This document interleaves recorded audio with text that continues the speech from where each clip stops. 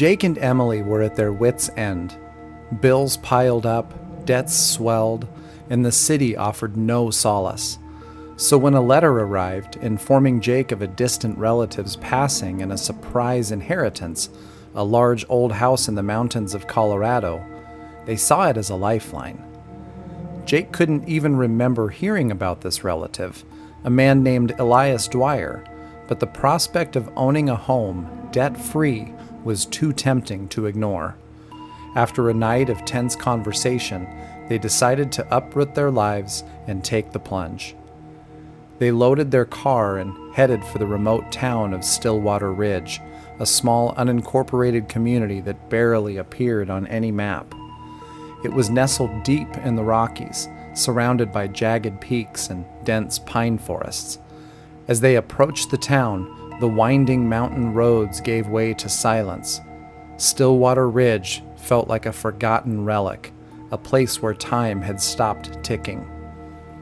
When they finally arrived at the house, it loomed before them like a sentinel from a bygone era. The mansion was huge, its wooden walls weathered and dark. Tall windows glared down at them, casting strange reflections that seemed to shift in the fading daylight. "This place is something," Emily said, her voice uncertain as she stepped out of the car. Jake forced a grin. "It's ours. That's what matters." But as they unloaded their belongings, they couldn't shake the feeling of being watched. The town itself was eerily quiet. Not a single car drove by, and the few residents they spotted from a distance stared at them with cold, unfriendly eyes. It didn't take long for the strangeness to grow. The next day they went into town to buy some groceries. The streets were empty, save for a few figures who watched them from behind cracked windows. When they entered the only grocery store they could find, the clerk, an old man with gaunt features, barely acknowledged them. His eyes seemed to linger too long on Jake. "You new around here?" the clerk muttered, scanning their items with sluggish disinterest. "We just moved into the old Dwyer place," Jake replied with forced cheer. The man's hand froze mid-scan. His eyes flicked up, sharp and full of something dark. "Dwyer? Related to Elias?" Jake hesitated. Yeah, I guess. He was some distant uncle or something." The clerk didn't say another word. He slammed their groceries into bags with such force that the eggs cracked. They left the store in uneasy silence, feeling the weight of every gaze in the town. In the following days, the hostility only grew. At the gas station, the attendant refused to speak to them. The few people they passed on the street turned away, as if they were a disease. Even when Jake tried to greet a woman walking her dog, she hurried off, whispering under her breath, "You should have stayed gone." "They're not just unfriendly," Emily said one evening as they sat by the fire, the cold mountain air seeping into the old house. "It's like they hate us." Jake tried to brush it off. "It's a small town. Maybe they don't like outsiders." But the creeping unease gnawed at both of them. One night, as the strange stares and whispered warnings weighed heavier, Emily suggested they do some research into the town's history.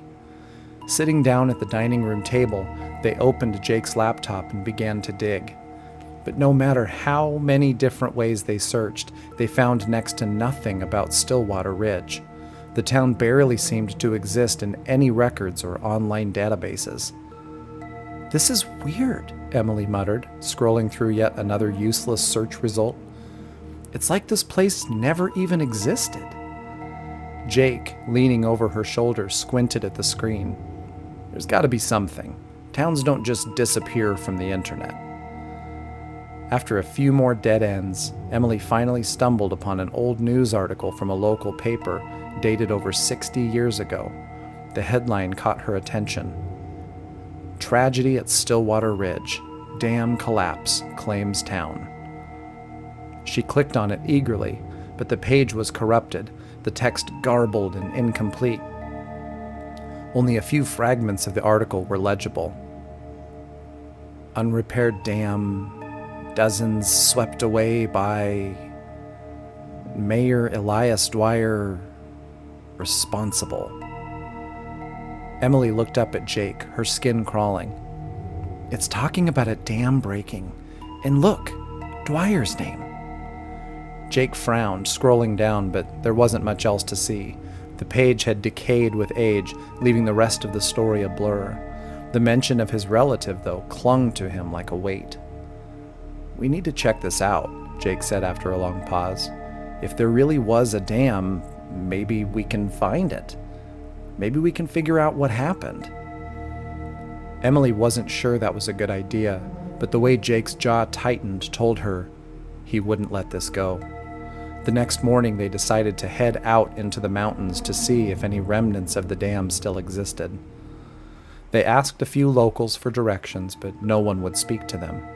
Some just walked away mid-conversation, while others simply stared, their eyes cold and blank. Finally, they resorted to scouring old maps from the gas station, tracing a path to where the dam should have stood. After nearly an hour of driving and hiking through the dense wilderness, they found it. Or at least, what was left of it. The dam had long since collapsed, leaving only scattered chunks of crumbling concrete, half swallowed by the earth. The once powerful structure was nothing more than a ruin, a skeleton of its former self. But something about the scene felt wrong. The air was too still, too heavy. Emily's breath came short, and a strange pressure seemed to close in around them. Then Jake saw it. Near the base of one of the larger chunks of concrete, partially hidden by dirt and vines, was something carved into the stone. He crouched down, wiping away the grime. At first the letters were faint, barely legible, but as Jake cleared more debris, his heart sank. The initials were clear. E.D. What the hell? Jake whispered. But it wasn't just the initials that chilled him. The etching seemed fresh, as if someone had scratched it in just recently. And worse, at the edge of the letters, a dark stain spread across the concrete, a reddish-brown smear that looked disturbingly like dried blood. Emily stepped back, her face pale. Jake, we need to go. Now. But before they could turn to leave, the wind shifted, carrying with it the faintest sound, like water rushing, distant but growing. They froze. Do you hear that? Jake asked, his voice barely a whisper. Emily nodded, her eyes wide. The sound of water, flowing, roaring, was growing louder. But there was no river, no stream. Only the broken remnants of the dam stood around them, crumbling into the earth. A sense of dread settled over them, thick and suffocating. We shouldn't be here, Emily whispered, her voice trembling. Let's go.